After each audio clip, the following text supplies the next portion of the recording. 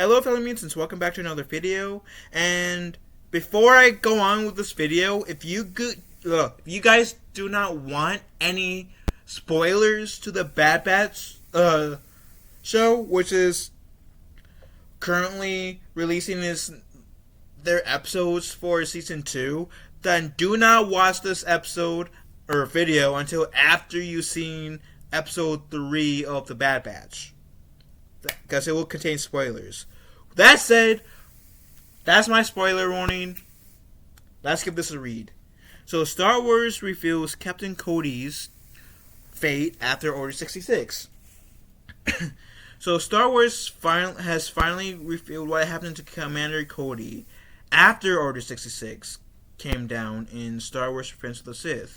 Spoilers following the Star Wars The Bad Batch's latest episode, The Solitary Clone, which is the third episode that I mentioned. After last week's two-part season, which this was, they say last week because this was published on January 11th. So, after last week's two-part season premiere sent the Bad Batch to Count Dooku's homeworld, this week's episode catches us with Crosshair, who returned to the Empire even after being left adrift on Kamino for more than a month. He is cleared for medical duty, but not for command. Instead, he'll be serving under a familiar veteran of the Clone Wars, Commander Cody, who once worked closely with Obi-Wan Kenobi. Of course, Cody's working relationship came to a sour end when Darth Sidious sent Order 66 to all clone troopers. Obeying his programming, Cody turned on Obi-Wan Kenobi, ordering the squad to try to kill the Jedi, though Obi-Wan survived and escaped into hiding. The Solitary Clone is the first time Star Wars has caught up with Cody since Order 66. At least on the small/big screen. Because I think, if I remember correctly, I've heard that, I think in Legends, they in the comic books and stuff, they told us what happened to Cody after Order 66, but in canon, yeah, they're right. Anyways, I'm gonna shut up because I probably made that too confusing. Sorry if I made that confusing to any of you guys. Anyways, the Solitary Clone is the first time Star Wars has caught up with Cody since Order 66, and it's clear that the Republic's transformation to the Empire is weighing heavy on his mind. He's met with Crosshair outside of the First Battle Memorial. They discuss Clone Force 99 and the other clones who have gone AWOL. Crosshair calls them traitor like the Jedi. Cody shrugs it off, repeating the good soldiers follow orders mantra, though it seems a bit half-hearted.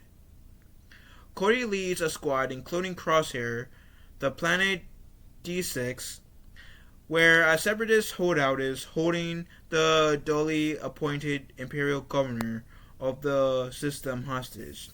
Cody and Crosshair work together to fight their way through the planet's battalion and reactivated battle droids, and it's almost like old times. That changes when they reach the Governor. Cody and Crosshair find themselves in the standoff with the separatists. Twani Ames. She tells them of the time when a group of separatists offered a peace proposal to the Republic, only for Chancellor Palpatine to quickly reject it. Peace was never an option, Ames said.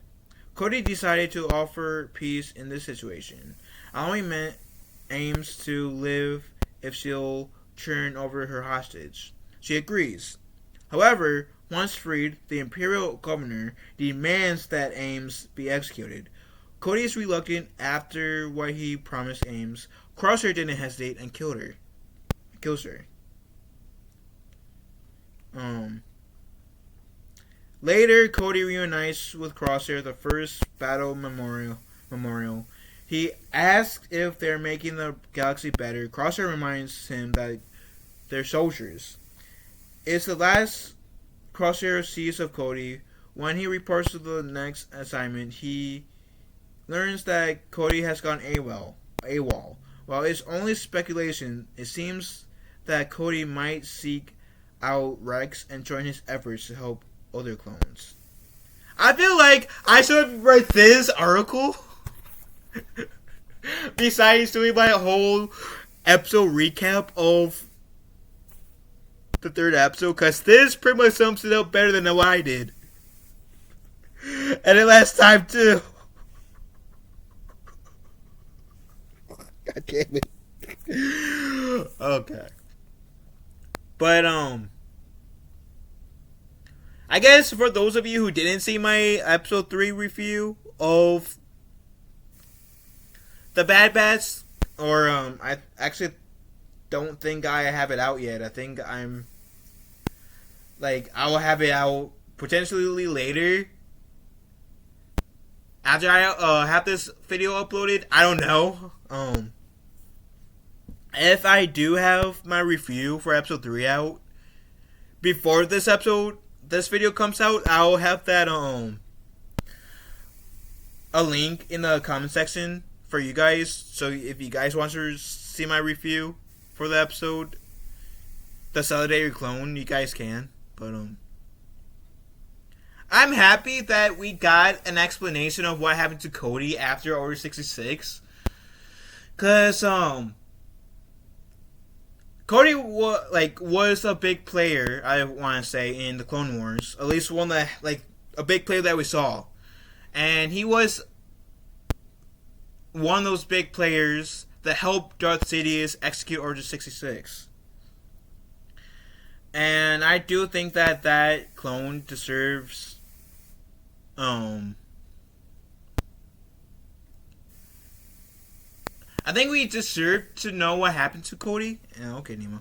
And thankfully this show gives us one explanation. And I was immediately in that camp with many others where I was hoping to see Commander Cody in the Kenobi series. But of course that didn't happen because who knows why. But yeah, if Kenobi has a season 2, which I am doubting that Kenobi show will have a season 2, but assuming that it does, I do want to see Cody reuniting with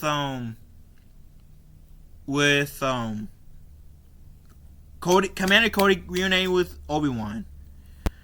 That's assuming that Cody doesn't get killed in this show.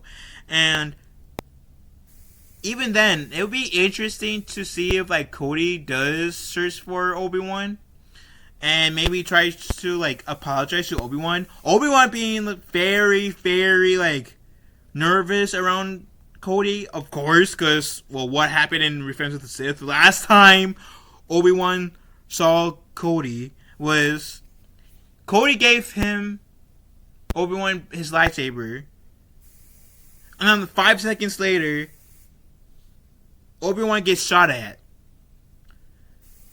And all clones turned. So in Obi-Wan's mind, all clone troopers are bad at this point. And I can't blame Obi-Wan for being extremely hesitant with Cody at first. And I think that if they do have that, then yeah, Obi-Wan should be hesitant with Cody at first. And they could end it with 2 ways. Obi-Wan killing Cody, or Obi-Wan accepting Cody's apology, which is, I feel like it's more like an Obi-Wan thing to do, and essentially work with Cody for a short time.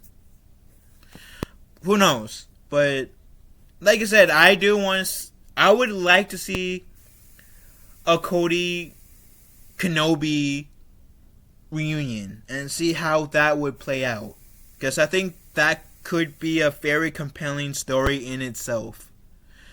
Whether Disney can pull that off in the best way possible, I don't know. I hope they can. But that's just me. Um, but like I said, I am. That's one area where I would like to see with Cody, assuming that he doesn't get killed in the Bad Batch show. And I know like I kind of like Star Wars. Part of Star Wars is like redemption. Darth Vader had a redemption arc. Kylo Ren, no matter how well off or poorly made Disney did Kylo Ren's redemption arc, Kylo Ren had a redemption arc, and you can kind of say that Luke Skywalker trying to distract Kylo Ren and the First Order in The Last Jedi was his redemption arc for turning his back on the galaxy to a certain extent. Starkiller, who is now currently Legends, had a redemption arc, I feel like, in the Force Unleashed game. So, like, my point is, Star Wars is no stranger to redemption arcs. And I don't believe every character should have a redemption arc, because then that would, like, dilute what makes Star Wars special as it is.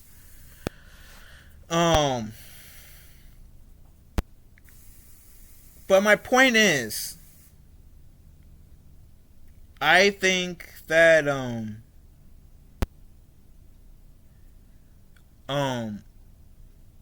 Cody is one of those characters that deserves a redemption arc, in my opinion. And I would like to see that play out too. But how would you guys feel about Cody potentially having a redemption arc? And if you guys could, what would be a story that you would want to see or would write if you had the power to write a story involving Cody post Revenge of the Sith? What would be a story you guys would write with Cody? And how do you guys feel about this article? Let me know in the comment section down below. Love you guys. One of a day, be kind to one another, and may the force be with us all.